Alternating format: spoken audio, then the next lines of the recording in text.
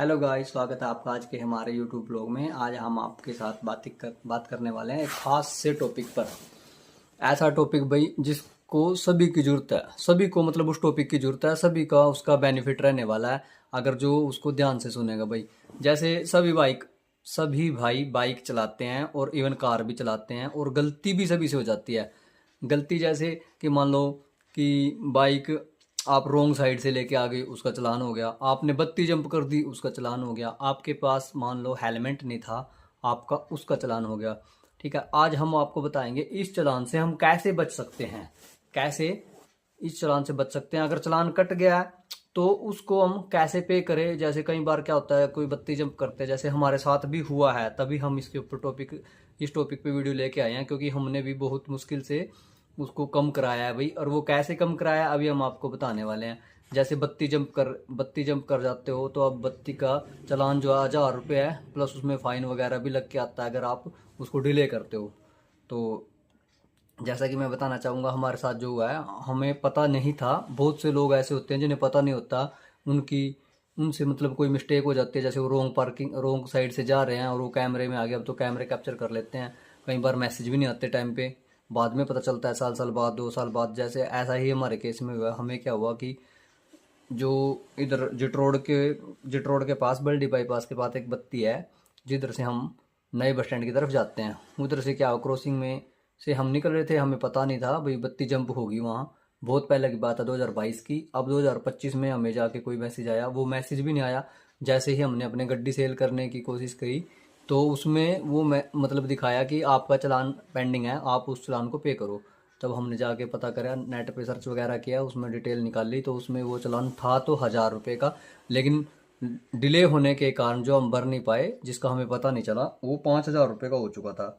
जैसे ही हमने उसको चेक किया, मतलब वो 5000 रुपये का था। फिर हमने उसके बारे में पता किया भाई इसको कैसे पे कर सकते हैं। तो हमने कोर्ट वगैरह में जाके पता, मतलब जहाँ चालान अथॉरिटी पहले होती है वहाँ पे पता किया। तो वो कह रहे हैं भाई आपका ये चालान अब कोर्ट में पेश हो गया है, मतलब कोर्ट में भरा जाएगा। तो हम कोर्ट में गए, मतलब वहाँ पे वकील वगैरह किया, वकील से बात की। वकील से बात की तो उसने 3500 रुपये बोला, भाई 3500 रुपये लगेंगे, जो भी कोर्ट का खर्चा होएगा वो उसमें इंक्लूड होएगा। अगर वो कोर्ट का खर्चा 2000 से ज़्यादा रहेगा तो प्लस में आपको और एक्स्ट्रा देना पड़ेगा। दूसरे से बात की तो उसने 3000, तीसरे से बात की तो उसने यही कोई 3000 या 2500 रुपये, मतलब 100-200 रुपये कम करके, मतलब इवन उससे कम कोई नहीं आ रहा था। तब हमने इसको मतलब एक एक को काम भी दे दिया, और उसने भाई 25 दिन निकाल दिए ऐसे ही, मतलब काम लेने के बाद फार्म भर कर दे दिया। उससे हम बात करते भाई क्या हुआ, और बोला था उसने भाई 15 दिन के अंदर अंदर आपका ये पे हो जाएगा।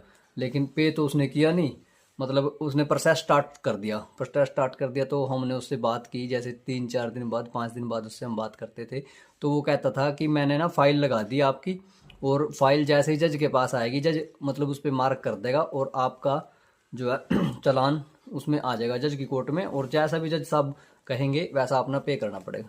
चलो ठीक है भाई, ऐसा था। जब हमें प्रोसेस नहीं पता था तो हम एग्री हुए, कोई बात नहीं भाई।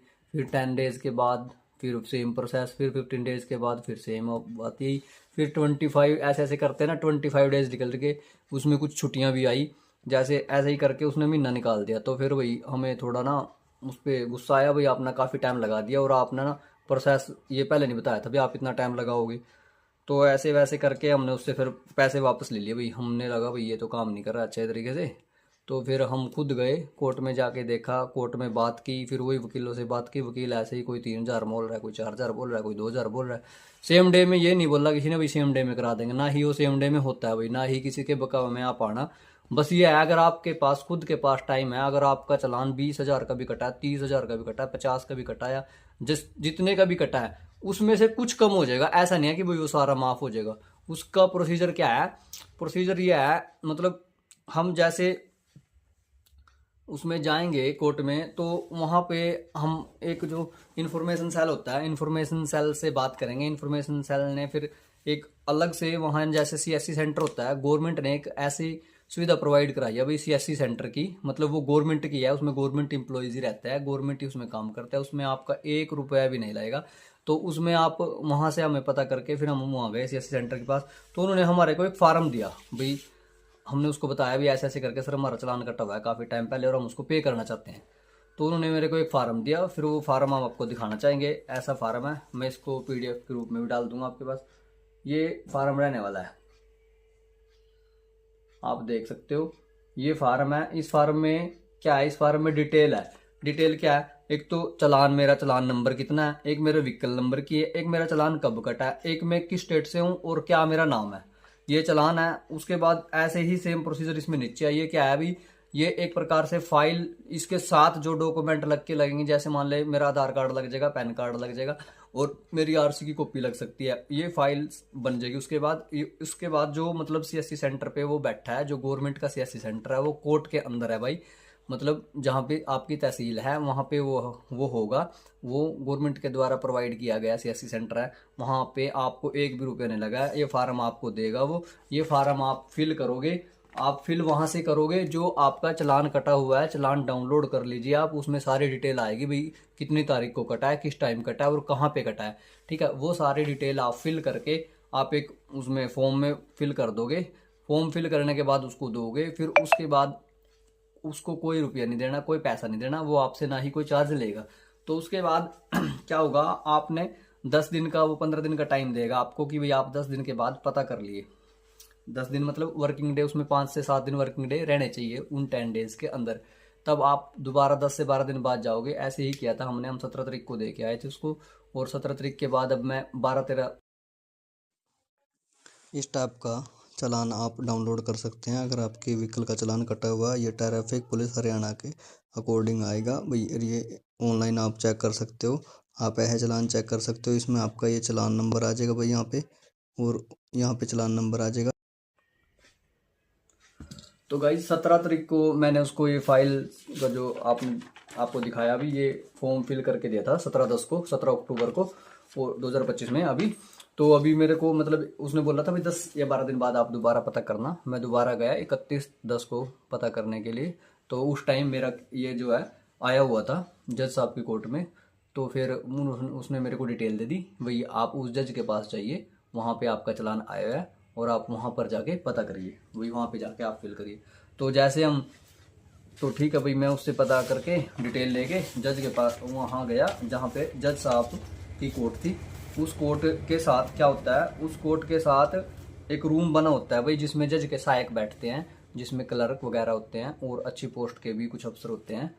पोस्ट का तो हमें पता नहीं भाई क्या पोस्ट होती है वो, लेकिन उसमें होते हैं अच्छे रीडर्स वगैरह, जो भी जज के अच्छे सहायक होते हैं, अच्छी पोस्ट पे होते हैं, तो मतलब एक सीनियर अफसर के रूप में होते हैं वो ही मतलब जज साहब का काम देखते हैं। जज साहब जो भी उनको काम कहते हैं वो जज साहब का काम देखते हैं, इवन जो भी कोर्ट में काम होता है वो देखते हैं उसको।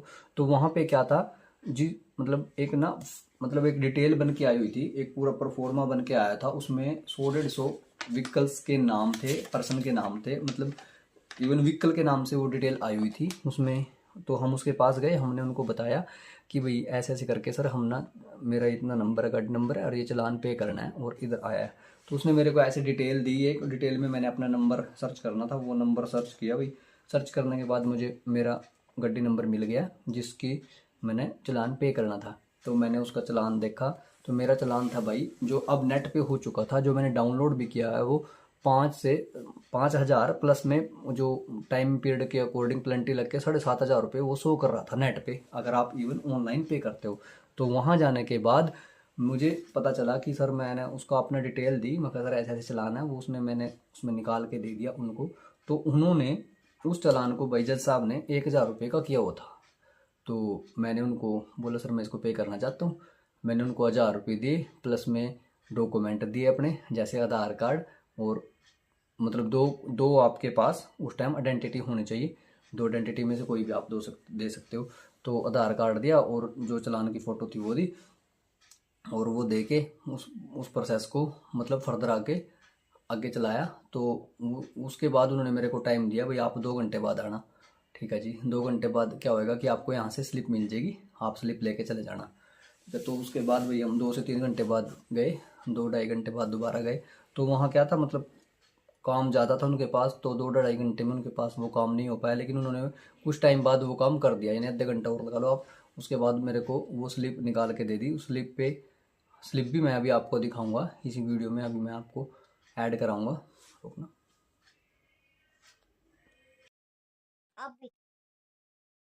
हेलो गाइस, अभी आप ये देख सकते हो भाई, ये वो चालान की रिसिप्ट है जिसको हमने फिल किया है। ये मेरा ऊपर जो लिखा है HR469696 जो भी है, ये मेरा चालान नंबर था भाई। और उसके बाद मेरी गाड़ी का नंबर लिखा हुआ, उसके बाद मेरा नाम लिखा है, उसके बाद जो ये स्टैंप बनी हुई है, ये मतलब एक प्रकार से ये आपको रसीद मिलेगी। ये रसीद आप वहाँ से रिसीव करोगे, कहाँ से? कोर्ट से। कोर्ट से रिसीव करने के बाद आप इस रसीद को लेके जाओगे चालान अथॉरिटी में। चालान अथॉरिटी कहाँ होगी भाई? चालान अथॉरिटी होती है किसी भी शहर की, किसी भी डिस्ट्रिक्ट की, एक डिसाइड की होती है। आप इसको वहाँ लेके जाओगे। इस इसकी आप फोटो ले लोगे ताकि आपको रिकॉर्ड के लिए आपके पास बची रहे। तो इस जो ये स्लिप है, ओरिजिनल स्लिप, ये आप वहाँ जमा कराओगे चालान अथॉरिटी में। चालान अथॉरिटी में जमा कराने के बाद वो वो इस चालान को ना अपडेट कर देंगे कि भी आपने चालान पे कर दिया। तो जैसे ही इसको हम चालान को वहाँ लेके जाएंगे चालान अथॉरिटी में, तो वहाँ से चालान अपडेट हो जाएगा।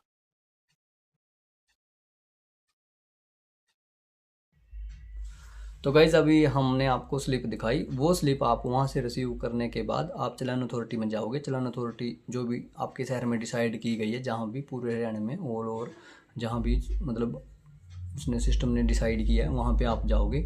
उस अथॉरिटी में जाकर आप ये स्लिप दे के उनको अपडेट कराने के लिए दोगे। जैसे ही आप वहाँ जाओगे, ये स्लिप उनको दोगे, तो बस वहाँ पे कुछ नहीं करना है, कोई साइन नहीं करने हैं। तो आप दोगे तो उसके बाद वो अपडेट कर देंगे इस चालान को। अपडेट होने के बाद जैसे उन्होंने अपडेट कर दिया, कुछ ही टाइम बाद यानी 5 से 10 मिनट बाद, हो सकता है आधा घंटा भी लग जाए, वो सब डिपेंड करता है भाई सर्वर के ऊपर। जैसे वो अपडेट कर देंगे, मतलब वो डाल देंगे, वो आपको साथ के साथ मैसेज देंगे भाई हमने अपडेट कर दिया। उसके कुछ टाइम बाद ये अपडेट हो जाएगी। उसके बाद आप इसको नेट से डाउनलोड कर सकते हैं। नेट डाउनलोड करने के लिए कार इन्फॉर्मेशन में आप जाओगे। कार इन्फॉर्मेशन की एक ऐप है जिसमें आप कोई भी गाड़ी का चालान चेक कर सकते हो, कोई भी गाड़ी का चालान पेंडिंग है वो चेक कर सकते हो, कटा है नहीं कटा है वो चेक कर सकते हो, या फिर ऑनलाइन चालान पे जाके भी गवर्नमेंट की जो साइट है उस पर भी जाकर आप चेक कर सकते हो। अगर आपने ये यहाँ से पे कर दिया है, ये चालान अपडेट कर दिया, उसके बाद वहाँ से आप डाउनलोड कर सकते हो। इस तरह हम अपना चालान भाई कम करा सकते हैं। यह है कम कराने की विधि। मान लो ये ऐसा नहीं है कि 5,000 का था हमारा, 5,000 पे जो जुर्माना लग के मतलब 7.5 हो गया था, या 1,000 का होता है वैसे बत्ती का चालान, लेकिन टाइम पीरियड ज़्यादा बीत जाने की वजह से, क्योंकि हमें पता नहीं लगा, इसकी वजह से ज़्यादा का हो चुका था। ऐसा बहुत भाइयों के साथ होता है भाई, बहुत से मिले हैं मेरे को वहाँ पे, क्योंकि हंड्रेड्स ऑफ टाइम की तो लिस्ट मेरे पास थी वो, जिसमें से हमने अपना नाम सर्च किया। तो ऐसा नहीं है कि भाई एक ही जज, वहाँ पर बहुत सारे जज बैठते हैं, सभी के पास कुछ ना कुछ ऐसे आ ही रहे थे। तो मेरे को एक नेक्स्ट भी मिला, एक लड़का जिससे मैं बात कर रहा था, तो उसका भाई कार का ही था उसका भी चालान, वरना उस पर कार थी, उसका भाई 22-23 हज़ार रुपये का चालान कटा हुआ था। तो उसका भी थोड़ा ड्रिंकिंग एंड ड्राइव का कटा हुआ था, रफ उसने कुछ बोल दिया होगा, काफ़ी सारे उस पर लगे हुए थे एलिगेशंस।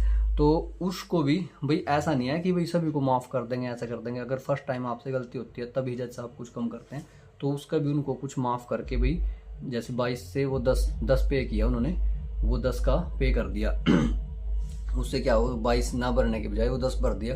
अगर आप नहीं भरोगे उसकी, तो गड्डी को ही मतलब जब्त किया हुआ था। जैसे हमारी गड्डी तो हमारे पास थी, हमें पता नहीं चला, लेकिन उसकी तो गड्डी को ही जब्त कर लिया था भाई। वो कहते ना इम्पाउंड कर लिया था, तो उसको तो सेम टाइम में मतलब जल्दी में ही भरना पड़ा हो, तो उसने वो 10,000 रुपये भरा 22 से भी। मतलब इससे ये अवेयरनेस मिलती है कि भाई किसी वकील के चक्कर में या किसी और के चक्कर में ना पड़ करके धक्के ना, मतलब टाइम वेस्ट ना करें। आपने अगर पे करना है तो आप जल्दी से खुद भी प्रोसेस कर सकते हैं, ये अवेयरनेस मिलती है। इससे अगर जो भी होगा वो आपको रिसिप्ट मिलेगी, जितना भी आप पे करोगे वो रिसिप्ट मिलेगी। उसमें कोई आपको किसी को पर्ची नहीं देनी, किसी को कोई एक्स्ट्रा पैसा नहीं देना, आप पे करोगे। ये अवेयरनेस भाई सभी को होनी चाहिए। इसलिए हम ज़्यादा परेशान हुए, मतलब जितना 3-4 बार पहले भी गेड़े भी लगाए, उनके वकील से भी बात की, और उन्होंने फिर वो ऐसे ही मतलब अच्छे तरीके से कोऑपरेट भी नहीं करते। वकील्स वगैरह होते हैं कि भाई हमारे पास और भी काम है, हमें ये करना वो करना है। तो उससे बेटर ये है कि आप खुद जाओ और खुद कर लो, अगर आप कर सकते हो। वो आपके ऊपर डिपेंड करेगा भाई आपके पास टाइम कितना, आप कितना टाइम निकाल सकते हो अपने काम के लिए। लेकिन अपने काम के लिए टाइम निकाल लोगे तो आप उसको सूटेबल तरीके से कर पाओगे। तो ठीक है, फिर इससे आपको बहुत सारी हेल्प मिलने वाली है, क्योंकि भाई हमने बहुत सारी वीडियो सर्च की थी लेकिन हमें कुछ नहीं मिला नेट पे ऐसा।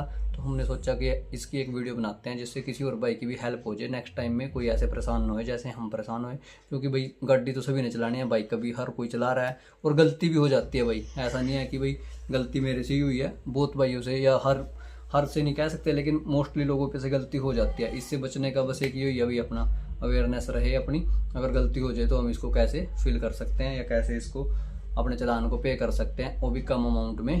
थोड़ा अगर टाइम डिले हो जाए या हमें पता नहीं चले या हमें लेट मैसेज आए, क्योंकि उसमें हमारा गाड़ी का नंबर जहाँ रजिस्टर्ड था, पहले हमने ये ओल्ड परचेज़ की थी, उसमें हमारा मोबाइल नंबर रजिस्टर्ड नहीं था, किसी और का था। उसने हमें मैसेज नहीं किया भाई आपका कुछ चालान कटा हुआ। ऐसा हमारे साथ हुआ और भी लोगों के साथ होता होगा। तो इससे बचने का बस यही उपाय है कि आप अपने जो 32 वगैरह थोड़ा ध्यान से चलिए, और अगर हो जाता है मिस्टेकली अनफॉर्चुनेटली तो इसको पे करने का ये सिंपल सा आपको परफॉर्मा दिखाया है, दोबारा भी दिखा रहा हूँ। ये मैंने अभी फिल करा हुआ है, फिल किया हुआ है। अभी आप इसको आसानी से देख सकते हो, इसमें सारी डिटेल आपको दिखाई देगी। और ऐसा ही मतलब एक खाली परफॉर्मा मैं इसके साथ अटैच भी करने वाला हूँ वीडियो के साथ। इसके जरिए आप इसको फिल करके वहीं आपको ये वहीं से मिलेगा आपको CSC सेंटर से, कोर्ट से। आप इसको फिल करिए और वहाँ पे दीजिए, उसके 10 या 15 दिन बाद आपका नाम आ जाएगा और आप उसको पे कर दिए। थैंक यू फॉर वॉचिंग, बने रहिए हमारे साथ अच्छी ऐसी और इंटरेस्टिंग वीडियो देखने के लिए। आपको भी इससे बहुत हेल्प मिलेगी। Thank you.